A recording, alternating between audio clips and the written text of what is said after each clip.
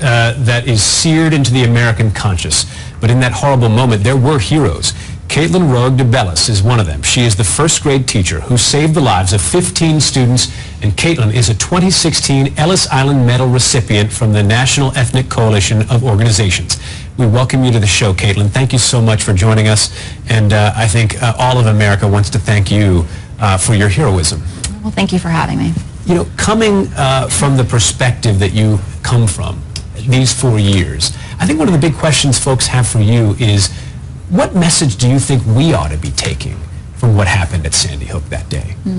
Absolutely. You know, what happened at our school, never in a million years could I have ever imagined that. We were such an idyllic school like Pleasantville. So the fact that it did happen there and to our community, it could happen anywhere. And so we need to be aware, you know, and we need to make schools as safe as they possibly can be for children and teachers. I imagine in your time you have become closer, because I'm sure you were already close with the parents at that school. Do you think they have a message that they have imparted to you that you now impart to us? The parents of my students? Yeah.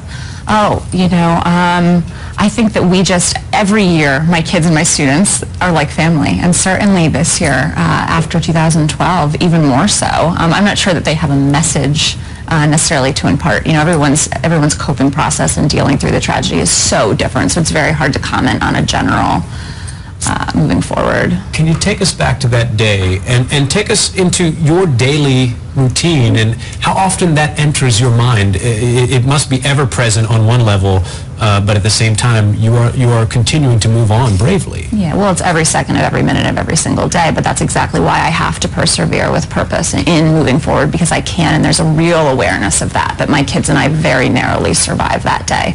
On December 14th, 2012, we were in the first classroom in the school. You know, the fact that I'm sitting here with you today is nothing short of a miracle, and that my kids are as well.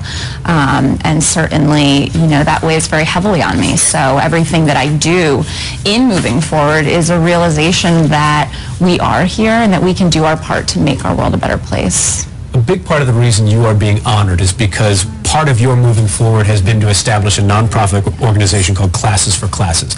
Tell me about Classes for Classes and what you are doing to turn this tragedy into something extraordinarily positive. Absolutely. Classes for Classes was born after the tragedy. When we were getting, I realized as their teacher that if I didn't step back and take it as a teachable moment to teach my kids that in life when you get, you have to give, that I was doing them a huge disservice. And so that's exactly what my kids and I did. We gave back to a class in Tennessee, and it was this real light bulb moment for me as an educator that my kids, not even a month prior, had experienced the worst evil the world could ever see, and yet here they are feeling joyful and hopeful about giving back and about helping someone else. And that led me to found Classes for Classes, founded on the belief that when we actively engage K-8 students in our country in being kind, compassionate, and empathetic, there isn't room for hate. And so what your kids now do is in some way work on behalf of kids in other parts of the country, maybe even other parts of the region at times that are disadvantaged. Sure. We are based in the entire United States. All 50 states are involved in Classes for Classes and can be involved. And so any classroom can sign up and can get involved in connecting with another classroom and understanding, teaching their students that none of us stand alone, that we are all connected, and that even as children they can play a part. This award you are receiving is an award for heroes. It may be cliche, but what is it like to be a hero? Yeah, not a word that I have ever or will ever associate with. You know, not at all. I did what any teacher would have done with the responsibility of 15 children in my care. I wanted us to survive. And even, when you teach your classes today, even out beyond Classes for Classes, right. Is what happened 4 years ago a teachable moment every day?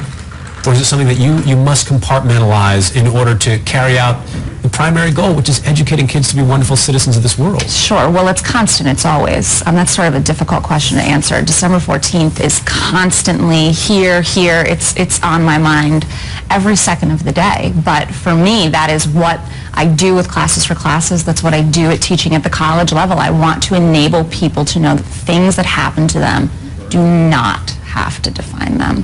Kaitlin Roig-DeBellis, thank you so much for coming here to talk to us about this. It's not surprising that hero is not in your lexicon, but there's not one person out there who wouldn't call you a hero. After this break, news for your health. Don't go away.